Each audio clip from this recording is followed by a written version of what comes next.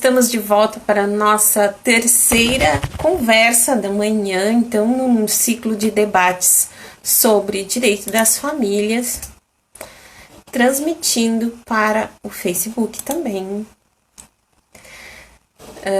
E aguardando aqui a nossa terceira convivas da manhã, que é a doutora Luciana Barni, ela que é advogada e psicóloga.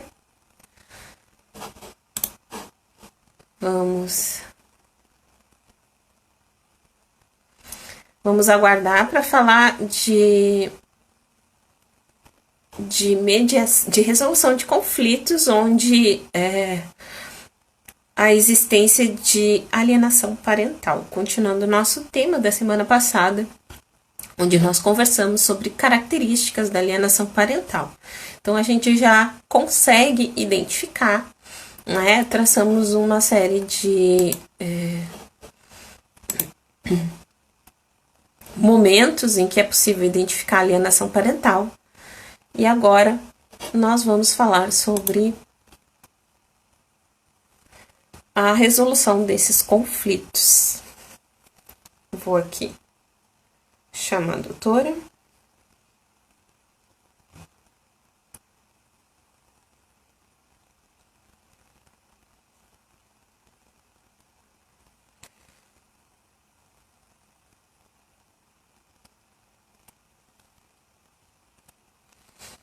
Ainda não vi ela por aqui.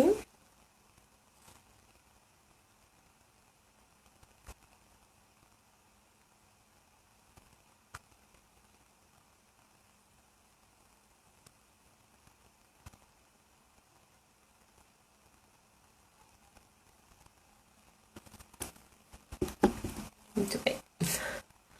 A importância da resolução de conflitos é que muitas vezes a resolução de conflitos ela não é só na via judicial, né? Pode ser extrajudicial também.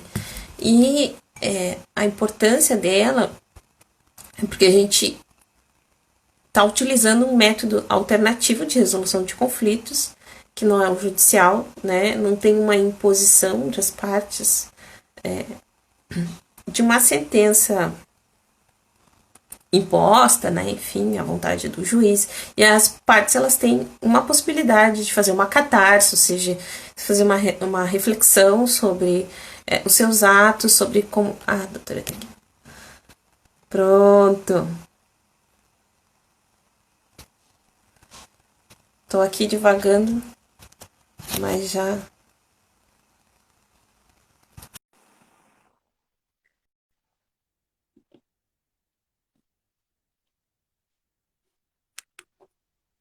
Bom dia, doutora! Como estamos?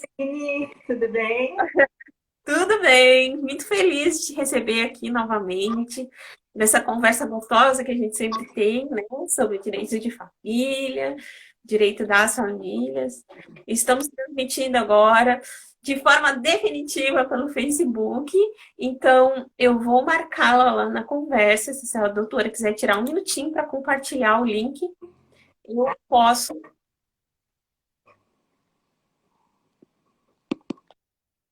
Quer que eu mande? Trancou um pouquinho aqui a transmissão. Bom, vou marcá-la nos comentários, tá bem? Tá bem, eu não consegui lá compartilhar. Ah,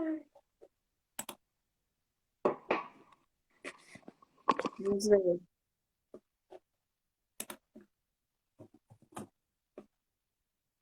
Pronto, feito. Então, a nossa conversa hoje, a gente já conversou bastante, já conversamos de uma forma, já falamos sobre abandono afetivo no nosso primeiro encontro, conversamos semana passada sobre características da alienação parental, e hoje o nosso tema, fazendo um link com as duas primeiras conversas da manhã, a primeira falamos sobre acordo de guarda compartilhada, depois falamos um pouquinho sobre mediação de conflitos em direito das famílias, e agora a gente vai falar uma parte bem específica,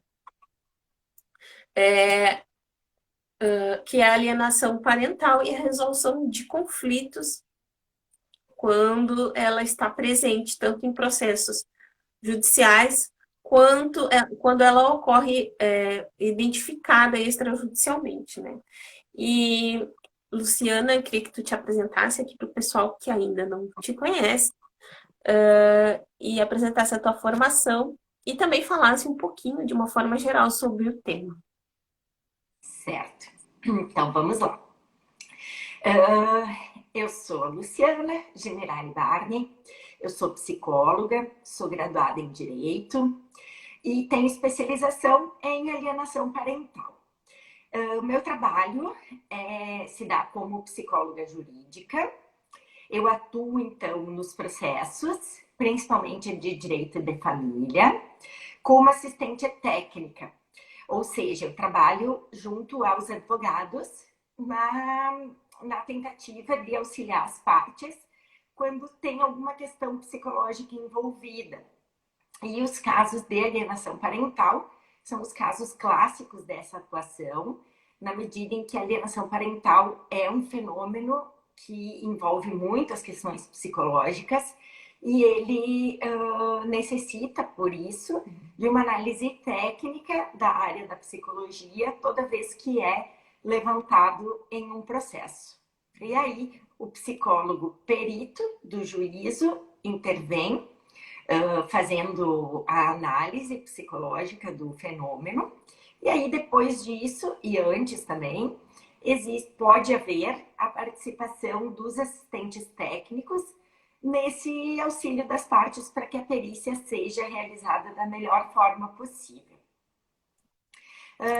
Dando em linhas gerais o conceito de alienação parental, então, a alienação parental, ela ocorre toda vez que um dos genitores, ou até os dois, se utilizam de mecanismos para tentar impedir ou dificultar o convívio dos filhos com outro genitor. Ela ocorre principalmente em processos de divórcio litigioso, lógico, em que tem filhos, e normalmente está associada a um fim de relacionamento que não foi bem conduzido. Então, existem sentimentos das partes, normalmente de raiva, ciúme, vingança, que levam à utilização dos filhos, com esse objetivo, então, de fazer essa vingança em relação ao outro genitor.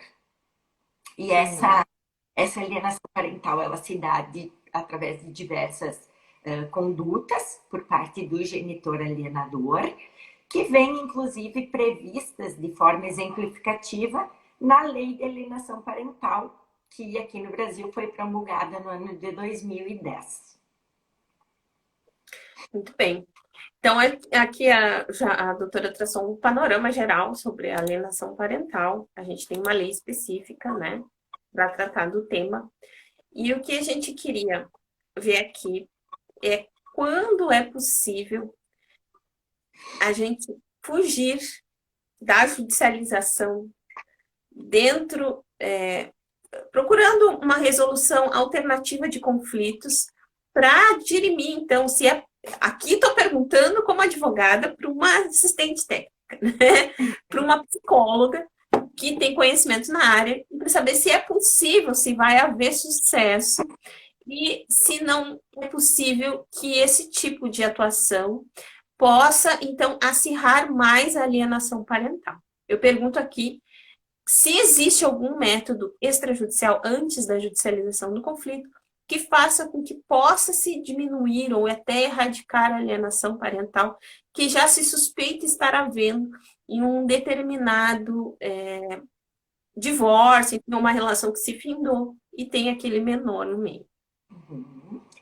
Sim, então sempre é possível se utilizar dessas formas extrajudiciais de resolução de conflitos e, como tu bem colocaste, seria o ideal, né? Na medida em que a judicialização tanto tem um custo bem maior, quanto ela demora, né? e também as partes estão delegando a um terceiro, que no caso é o juiz, a decisão a respeito das suas vidas e desse conflito. Então, nunca uma decisão judicial vai ser tão boa quanto as próprias partes estarem decidindo a respeito do rumo da situação em que estão vivendo. E essa resolução extrajudicial ela é proposta dentro dos próprios processos, é a primeira fase, né, em que existe essa proposição de acordo, né, na primeira fase do processo, mas a todo tempo pode-se optar pela resolução extrajudicial, mesmo que já se tenha ingressado com um processo. Isso é importante destacar. Os casos de alienação parental, normalmente, eles são bem complexos e os conflitos envolvidos, eles estão sempre presentes, na medida em que se há alienação parental, é porque existe um conflito entre esses ex-cônjuges. Então, é uma situação que não é fácil de resolver, mesmo no judiciário, e mais ainda extrajudicialmente, porém, não é impossível. E eu acredito que o principal papel nessa situação seja do próprio advogado, dos advogados, no caso, das partes, com o objetivo de incentivar esse acordo, né? Essa abertura, digamos assim, da visão das partes para o acordo, ela deve partir do advogado. E aí nós temos também a questão da cultura da judicialização, que está muito presente nos próprios advogados. A nossa formação jurídica, ela sempre está voltada para o conflito, para a judicialização. Então, essa formação mais aberta, digamos assim, do advogado, ela é fundamental para que as próprias partes se conscientizem da importância da resolução dos conflitos via acordo.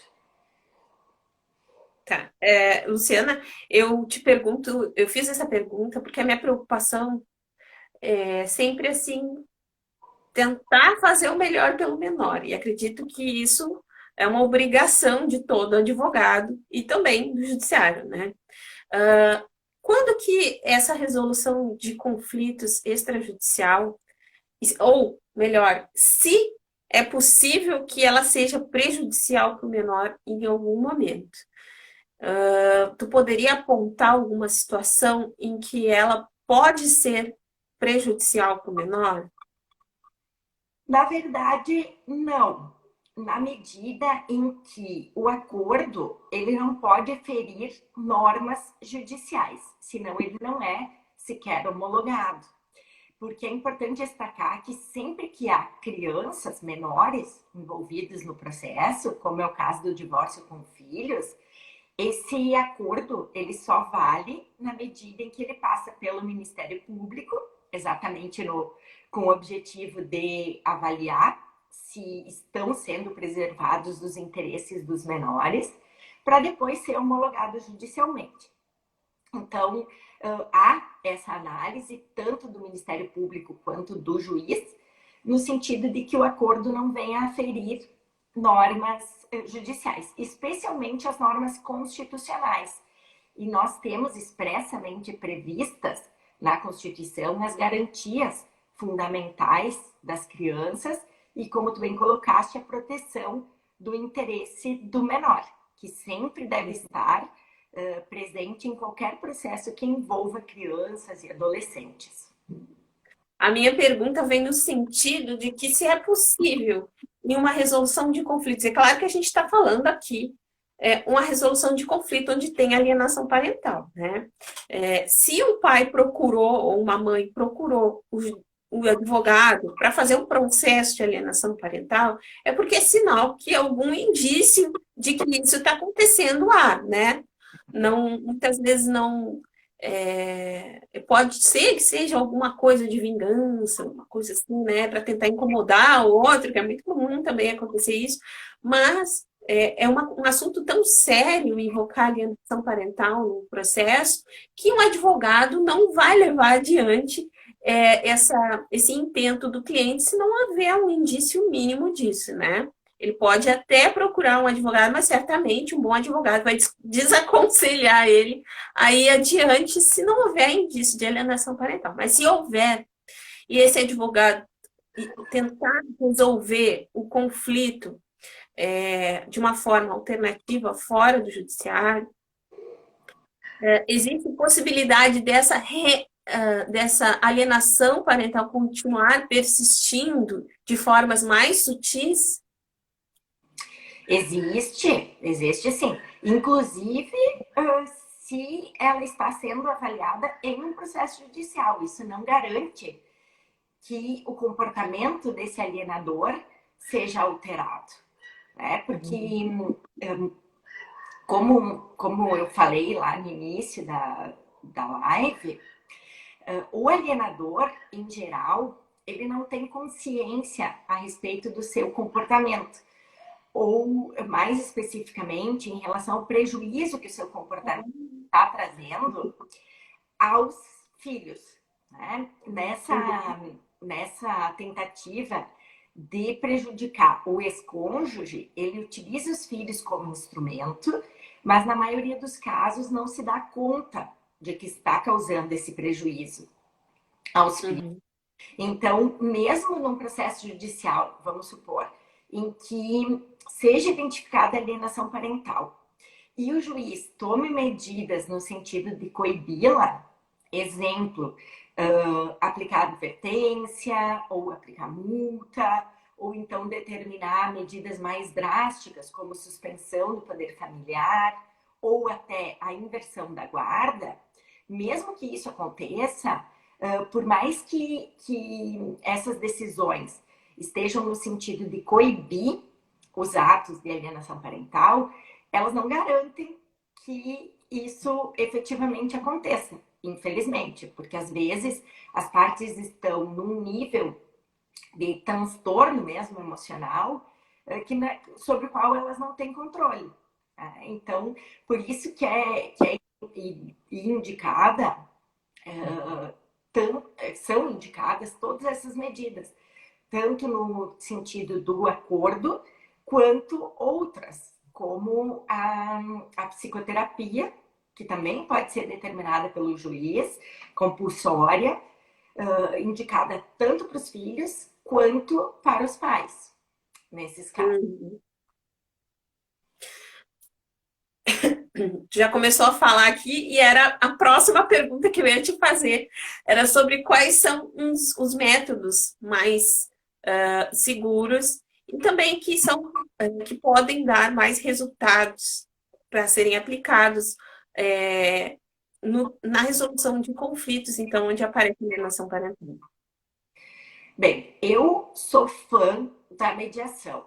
A mediação de conflitos, ela é realizada por um profissional que pode ser de qualquer área não, mas áreas relacionadas à resolução de conflitos. Então, mesmo um advogado, ou um psicólogo, assistente social, em geral são essas profissões mais indicadas, digamos assim, para mediação. Existem os cursos para ser mediador judicial, que são promovidos pelos próprios tribunais, e existem cursos também voluntários, digamos assim, na área privada, em que as pessoas podem procurar essa formação. Por que eu sou fã da mediação? Porque a mediação nada mais é do que uma estratégia de resolução de conflitos em que as partes têm voz.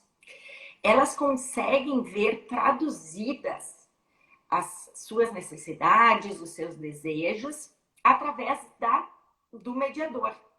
O mediador nada mais faz do que traduzir essas necessidades, esses desejos, de forma a que a outra parte compreenda o porquê daquele ex-cônjuge estar querendo determinados benefícios naquele processo.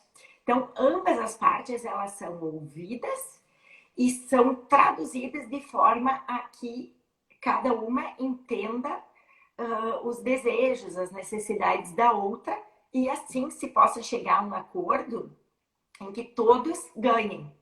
O objetivo da mediação é o que nós chamamos o ganha-ganha. Enquanto no processo judicial, o que em geral acontece é que uma das partes ganha na medida em que a outra perde, que é o que nós não buscamos, na medida em que certamente esse tipo de solução não vai ser efetiva. Pelo contrário, ela vai inclusive estimular mais o conflito. Além da mediação, tem outras formas, né, de resolução de conflitos extrajudicial. Inclusive, tu até pode falar melhor sobre isso. Né? A mediação é a que eu mais gosto. Eu também sempre sugiro e incentivo a psicoterapia para que as pessoas também possam se entender melhor e, a partir disso, tomar decisões mais conscientes, mais acertadas e que venham a produzir, a reduzir, digamos assim, a chance de prejuízo em relação às crianças e aos adolescentes, em especial. Uhum.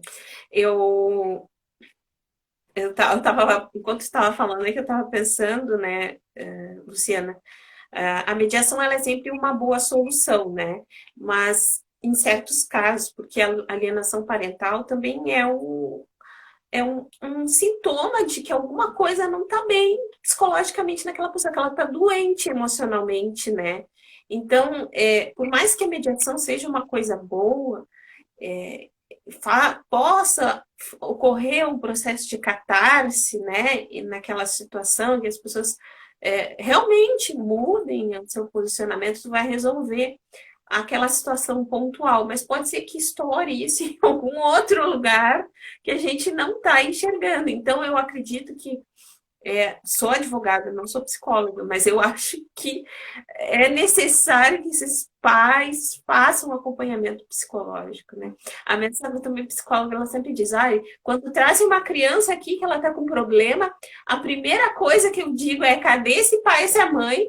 Que são eles que têm que estar aqui, não a criança, né? Porque alguma coisa está acontecendo. Então, acredito que seja interessante sempre fazer um acompanhamento psicológico. Eu queria saber se nesse caso a gente tem conversado bastante aqui com algumas profissionais sobre constelação familiar. E eu queria saber a tua opinião sobre o assunto e se ela possivelmente pode ser indicada como uma terapia pré-processual, se ela tem esse escopo de terapia, se ela resolve alguma coisa, ou se enfim, o que tu acha da aplicação dessa técnica?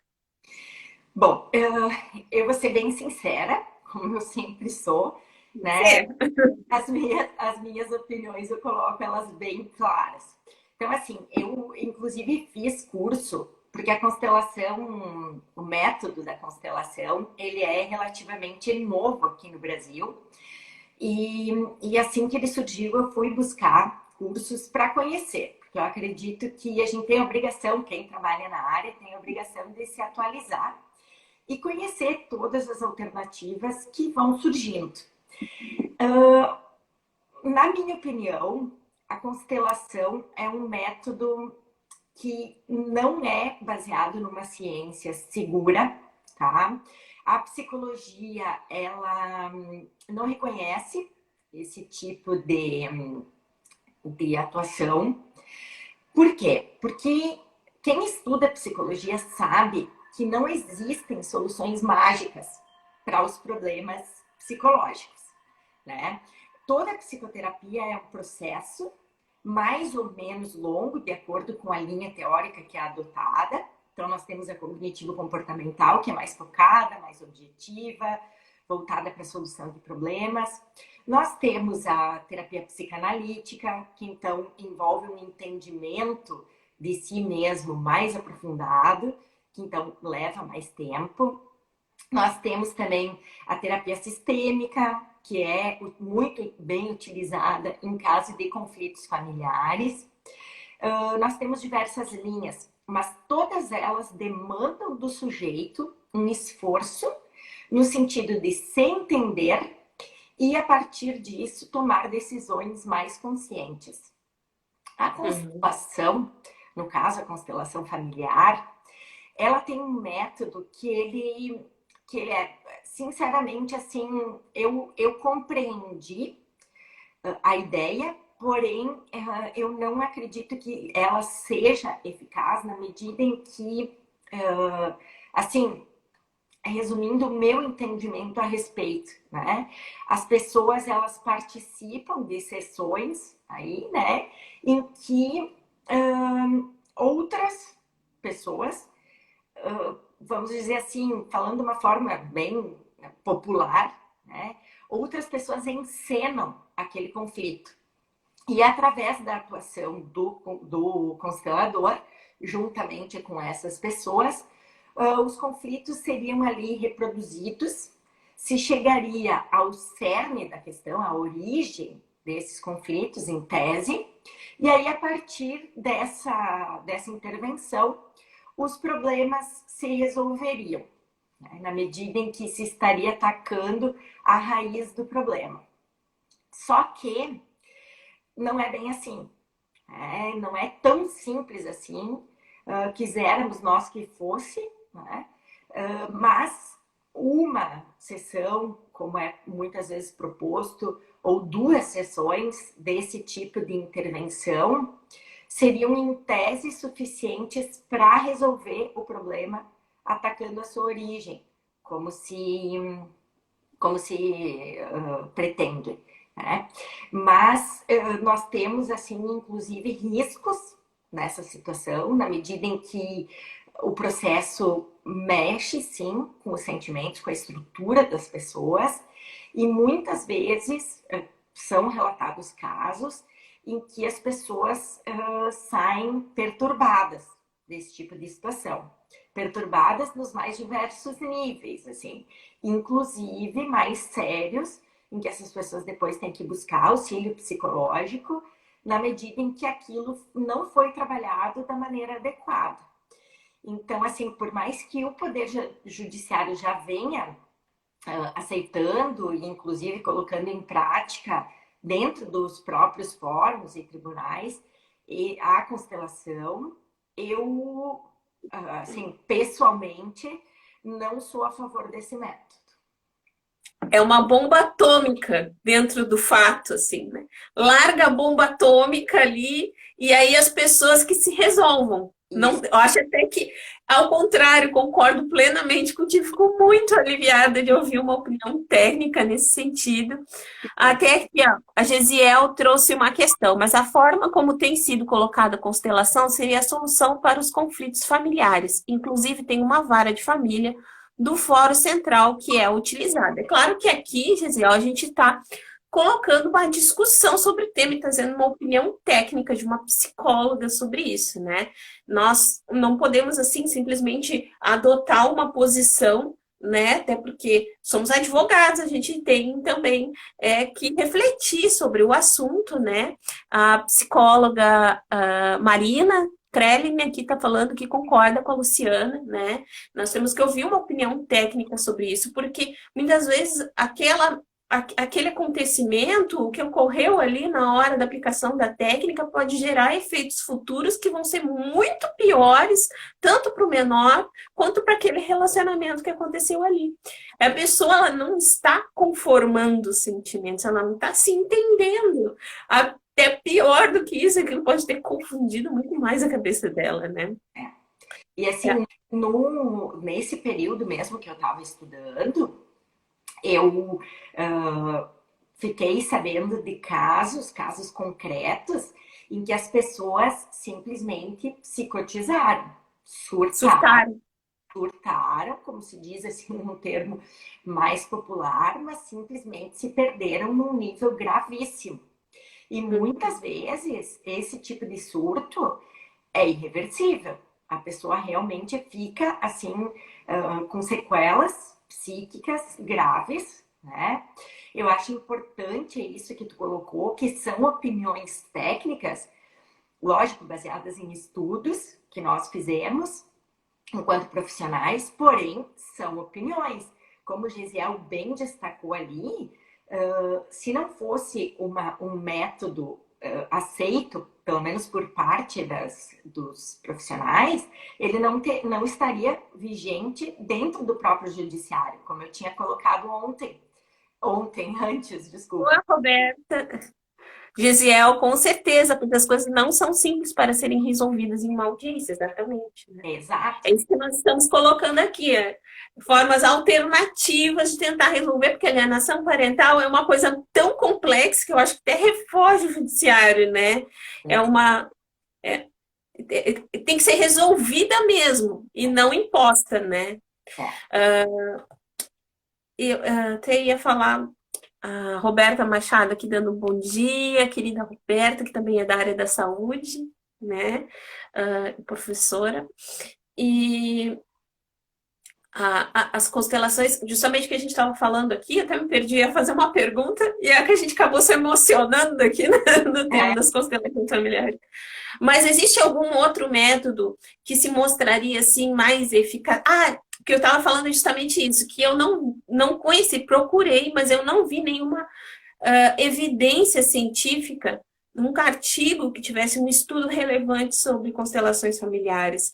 Eu acho perigoso isso, por quê? Porque no momento em que a gente não tem uma evidência científica mostrando a eficácia daquilo, tu tá testando, É tá isso. fazendo um teste, E né? é como tu disseste, eu também considero perigosa essa forma de intervenção.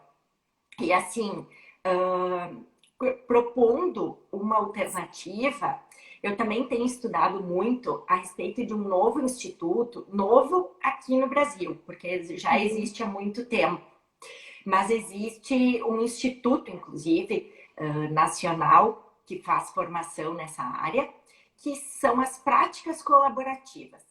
E dentro dessas práticas colaborativas, o divórcio colaborativo. Essa área tem sim muitos estudos científicos corroborando a sua eficácia e ela é muito mais complexa. Então, eu vou aproveitar agora para colocar mais ou menos como é que funciona, né? Eu acredito que seja o futuro do direito de família nessas situações. Por quê? Porque no divórcio colaborativo, o que acontece? As partes contratam advogados, sim, porém, elas assinam logo de início um termo de não litigância.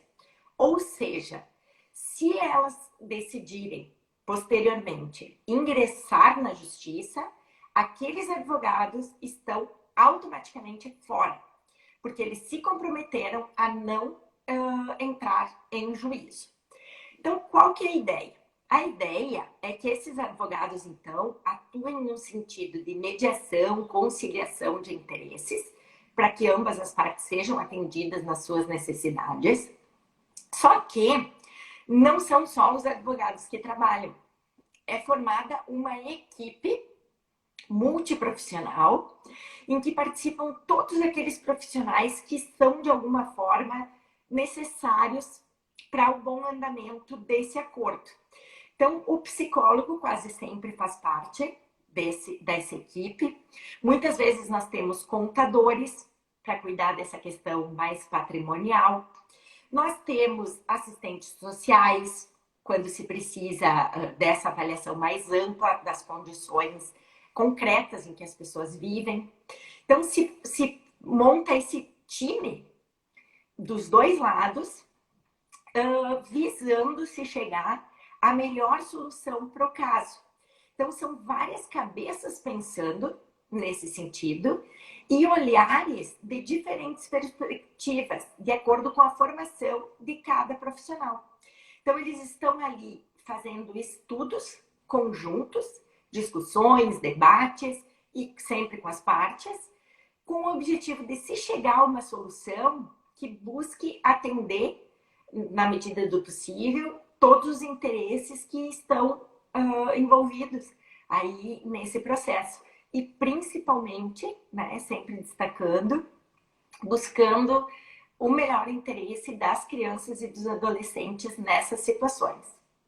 Então, na minha opinião, as práticas colaborativas, o divórcio colaborativo é o futuro, na medida em que, além de chegar a uma melhor solução, ele envolve um tempo mais curto e também, por consequência, menores gastos, né? Que também nós temos que pensar nessa questão financeira, na medida em que um processo judicial, ele envolve, além de demorar, ele envolve, no mínimo, valores em torno de 30 mil reais. Então, assim, nós temos que pensar nisso, né? Ainda mais nos dias de hoje, as crises econômicas que nós estamos vivendo e cuja perspectiva aí não é das melhores. Então, esse aspecto financeiro também pesa nessas situações. A gente tem comentários aqui, né? A Sandra Penning comentando, já teve aqui na semana passada. Tem muito interesse no tema, parabéns. Depois nós temos a psicóloga Marina aqui falando, ótimo, Luciana, sou coach em prática colaborativa, tive uma oportunidade de vivenciar na prática um caso de sucesso no divórcio colaborativo. Olha que legal. Já então está acontecendo, já está acontecendo. Luciana, eu queria saber mais sobre esse divórcio colaborativo. Como é que ele acontece em algum... Não sei se tu tem conhecimento de um estudo de caso fora daqui. Os gastos com esse divórcio, eles são através da justiça ou quem paga são as partes? Como é que funciona? Na verdade, o processo todo, ele é extrajudicial. Não se cogita o judiciário, a participação do judiciário. Lógico que, como eu coloquei antes, em casos que envolvem crianças menores, esse acordo vai ter que passar por homologação judicial. Mas Sim. Essa é a única participação do judiciário na homologação, que, óbvio, que se o processo tiver sido bem feito, o acordo vai ser homologado, na medida em que vão ser respeitadas as normas. É importante sempre destacar isso, que nós não temos como fazer um acordo que viole normas ou que prejudique alguém, porque isso não vai ser homologado pelo judiciário. Mas os advogados têm total conhecimento da área para não apresentarem uma proposta que não vai ser aprovada. Né? Eu gostei muito do comentário da psicóloga Marina, né?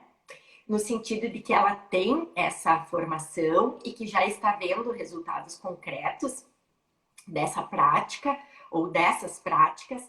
Eu comentei antes que existe o Instituto Brasileiro de Práticas Colaborativas, inclusive vocês podem procurar, quem tiver interesse, no Instagram, no Facebook, eles têm páginas em que eles divulgam essas formações. Até o advento da pandemia, era realizado um curso de formação por ano, de capacitação, no caso, em diversas capitais ao redor do nosso país.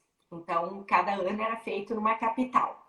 Esse ano, então, não foi feito, e eles estão elaborando o curso à distância, que seria muito bom, na medida em que mais profissionais teriam acesso a essa formação. Né? É mantido pelo Conselho de Psicologia? Como é que funciona? Não. Esse Instituto de Práticas Colaborativas é um instituto independente. Ele envolve profissionais das diversas áreas, né, envolvidas na resolução de conflitos de todas as áreas, porque as práticas colaborativas, elas não são aplicadas só de família, são aplicadas a diversas questões jurídicas, empresariais, por exemplo. Vou mudar o lado aqui. Tem que passar para esse lado aqui da nossa conversa, porque a minha bateria vai... Sim.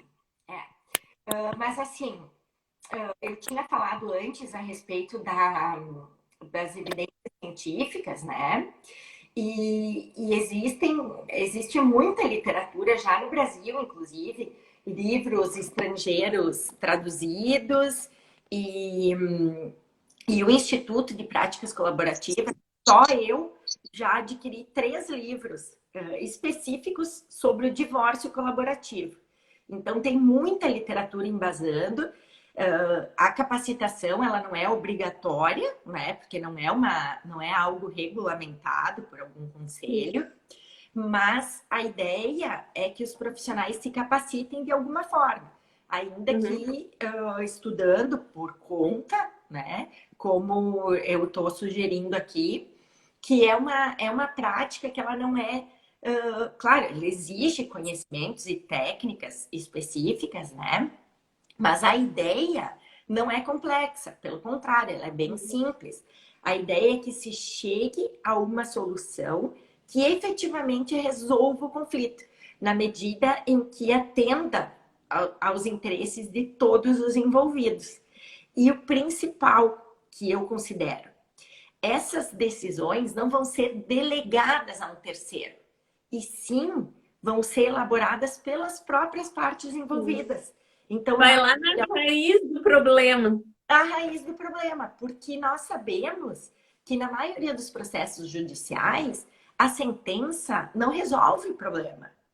Ela dá diretrizes práticas para como as coisas acontecerem, e a partir da sentença se pode exigir o cumprimento dos comportamentos ali determinados, porém, isso não garante que os interesses das pessoas estejam atendidos, na medida em que nunca uma decisão de fora para dentro vai ser melhor do que uma decisão baseada nos verdadeiros interesses das partes, ou seja, quando parte delas mesmas. Tá, então pode-se dizer assim que esse é um tipo de divórcio, né? Que é novo aqui. É aquele divórcio do bem que tu fala na tua... Na verdade, tem tudo a ver, né?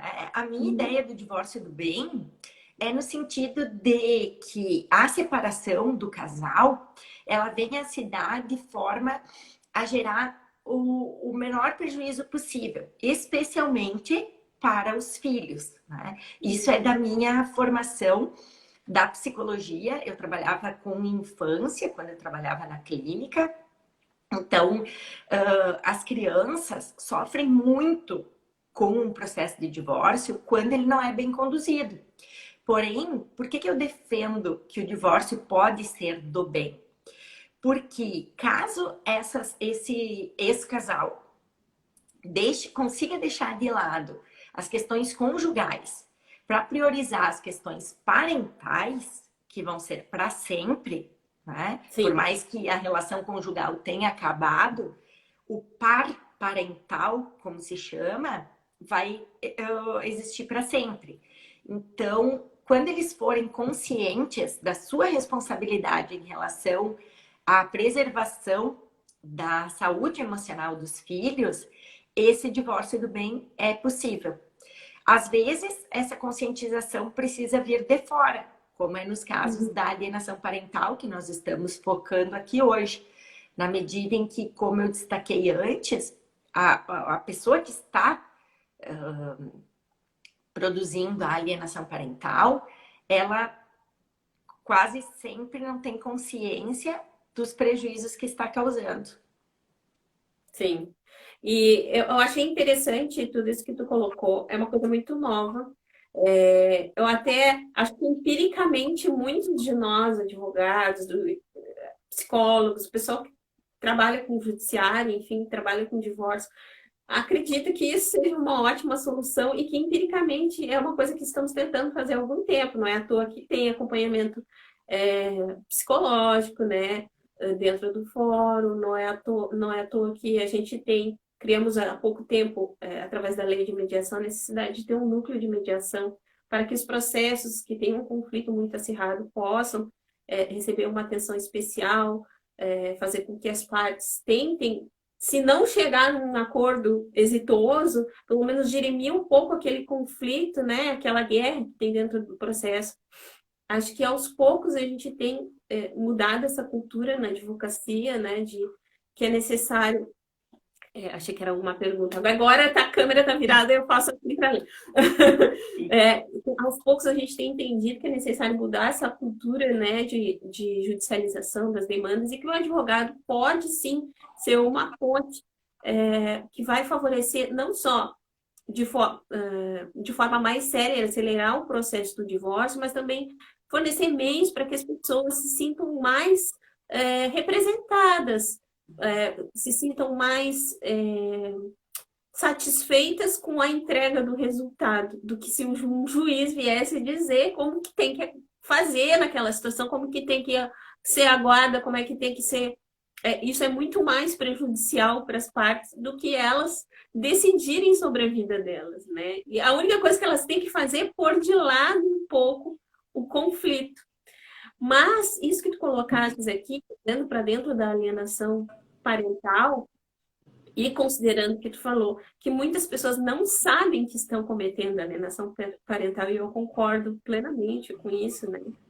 Acredito que seja a melhor saída, realmente montar uma equipe multidisciplinar, porque existe indícios de que a pessoa está doente, que ela precisa de um cuidado, ela precisa tratar esses sentimentos antes que haja um agravamento disso, né? Enfim, e a gente sabe bem que respinga lá na criança, né? A Sandra perguntando, uma sentença não traz paz, realmente não traz paz, é isso que a gente tá comentando aqui, né? Tem toda a razão.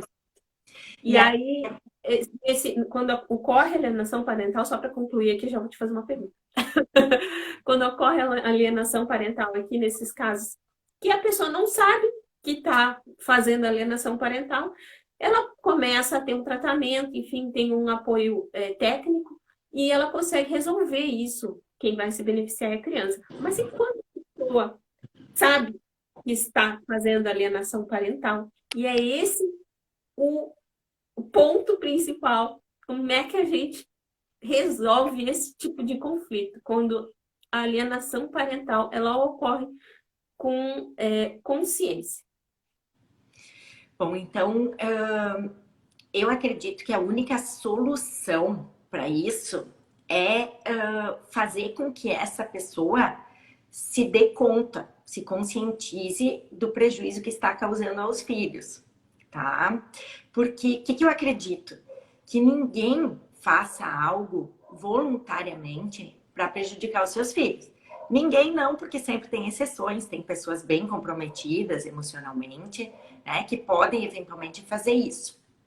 Porém, eu acredito que a psicoterapia seja a melhor forma de realizar essa conscientização. E no divórcio colaborativo, nós temos profissionais psicólogos participando dessa equipe.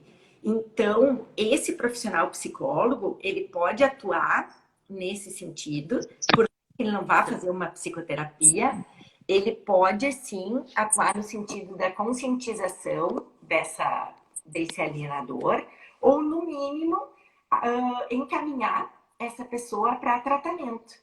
Porque essa conscientização, esse dar-se conta, ele não vai ocorrer da pessoa sozinha. Nos casos mais graves, até sim. Inclusive, nas minhas lives em que eu abordo a alienação parental, muitas pessoas que assistem são pessoas que não são da nossa área, nem da psicologia, nem do direito, mas pessoas que estão vivenciando esse fenômeno, né? Seja genitores alienados, seja pessoas, outros familiares que estejam acompanhando casos assim. Então, eu acredito que nós temos essa tarefa também de divulgar ao máximo o fenômeno da alienação parental para que as pessoas se deem conta e possam ajudar aquelas outras que elas conhecem e que elas identifiquem que estão perpetrando esse tipo de situação. Consigo identificar que isso está acontecendo, né? Às vezes não precisa ser só o alienado a perceber essa situação, né? Isso. Pode ser terceiros, enfim. A gente tem uns comentários aqui, né? Da Sandra também, né? Ela está concluindo aqui o que ela falou, que ela disse que uma sentença não traz paz, ou melhor, muitas vezes não traz paz, às vezes traz, às vezes não traz, né? Gratidão a Ellen Cunha, gratidão por poder ouvir esse posicionamento, saber que estamos tomando os caminhos corretos ao auxílio da melhor resolução dos conflitos. Temos uma parceria com uma psicóloga que acabamos encaminhando alguns casos, mas infelizmente ela acaba atuando somente com uma das partes, né, na terapia individual. Essa ideia de participação da psicóloga com ambas as partes acredito ser muito promissora. Gosto muito de pensar a respeito, no olhar para o pai, para a mãe da criança, olhar com amor para esses pais, né? E aí, por fim, a psicóloga Marina comenta, isso mesmo, o divórcio colaborativo ajuda muito a prevenir possíveis atitudes de alienação parental. Isso que a psicóloga a Marina colocou aqui é muito importante também, e a gente está falando, né, construindo esse diálogo aqui, mas ela já chegou direto no ponto ali, acabou com tudo o que pode acontecer, possivelmente pode acontecer depois. O divórcio colaborativo, por tudo que tu colocaste aqui, é uma ferramenta importante justamente para prevenir o surgimento do conflito social, né, que vai levar à ocorrência da alienação parental. Excelente aqui, adorei essa conversa e já vou saber mais sobre o assunto e procurar, né, profissionais para parcerias, agora muito importante isso. Também pode acontecer pelo meio virtual, é possível, Luciana? Sem dúvida, sem dúvida. Inclusive, com o advento da pandemia, nós nos demos conta do quanto questões podem ser resolvidas através dos meios virtuais. A mediação virtual está tendo muito sucesso. O próprio divórcio foi se autorizado a ser via virtual. E esse trabalho também pode ser. Hoje em dia, nós conseguimos reunir ali até 500 pessoas numa sala de reuniões, né? Então, nem sempre o contato presencial é necessário. Sim. E muitas vezes, inclusive, até essa interação virtual, nos casos em que os conflitos estão muito acirrados, ela até auxilia, na minha opinião. Na medida em que as pessoas não estão ali frente a frente, na mesma mesa e tal, pelo menos no início, quando o conflito está muito acirrado, esse meio virtual pode favorecer a interação. Aqui temos um comentário da Martina, que está nos assistindo lá da Alemanha, pelo Facebook. Querida Martina, um grande beijo para ela. Ela que é defensora do parto humanizado. Muito interessante. Obrigada, Martina. Muito carinho. Então, Luciana, eu acredito que a gente vai se encaminhando para um final, né, aqui. Então, eu queria que fizesse um apanhado geral, assim, e concluísse, né, sobre quais seriam os métodos mais acertados que nós podemos dispor hoje em dia, né, para evitar, então, ou resolver esses conflitos de alienação parental. E quando a gente fala que resolver o conflito de alienação parental, não é dar fim no processo de alienação parental, gente. É muito diferente. A doutora Luciana já colocou aqui que muitas vezes a sentença lá no fim do processo, seja de guarda, visitas, ou o próprio processo de alienação parental, ele não faz com que a alienação parental acabe, né? Não vai dar um fim social nisso. O fato pode persistir. Por mais que haja inversão da guarda, por mais aquele dano já aconteceu na criança. Então, essa proposta que ela trouxe aqui, maravilhosa, achei, porque justamente pode prevenir que tudo isso aconteça, né? Então, eu peço para tu encerrar aqui falando sobre a resolução dos conflitos que fogem até dessa proposta de resolução através do judiciário. E agradeço muito a tua participação, a participação de todos que estiveram aqui. No Facebook nós tivemos mais de 200 pessoas acompanhando a nossa conversa. Agradeço muito os estudantes que estiveram aqui e participaram.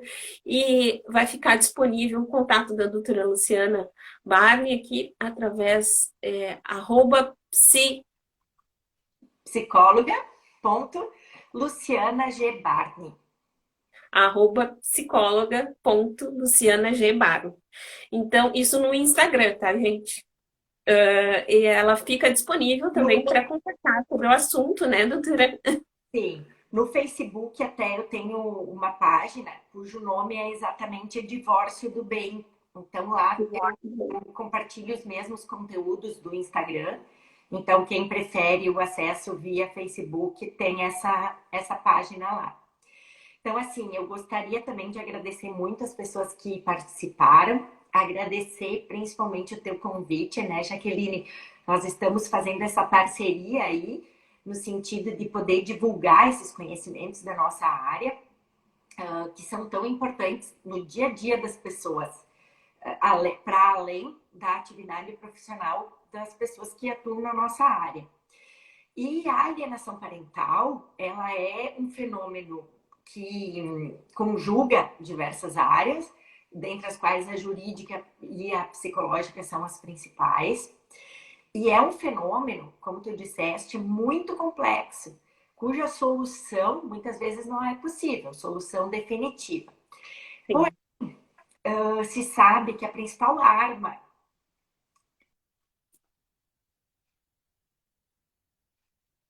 Tá. uma ligação. A Não, tá. principal arma para combater a alienação parental é a conscientização, que é isso que nós estamos buscando, que as pessoas conheçam esse assunto para poder identificar, e a intervenção o mais precoce possível. Por quê? Porque a alienação parental ela tem estágios. Né? Ela começa de forma leve e ela vai avançando. Quanto mais tempo nós deixarmos ela acontecendo, mais graves vão ser os efeitos nas crianças e nos adolescentes, sendo inclusive irreversíveis em muitos dos casos. Então, a resolução extrajudicial dos conflitos, dentre as quais eu destaquei a mediação e o divórcio colaborativo, elas têm maior chance de fazer essa conscientização, encaminhar essas pessoas para tratamento e barrar esse processo da alienação parental.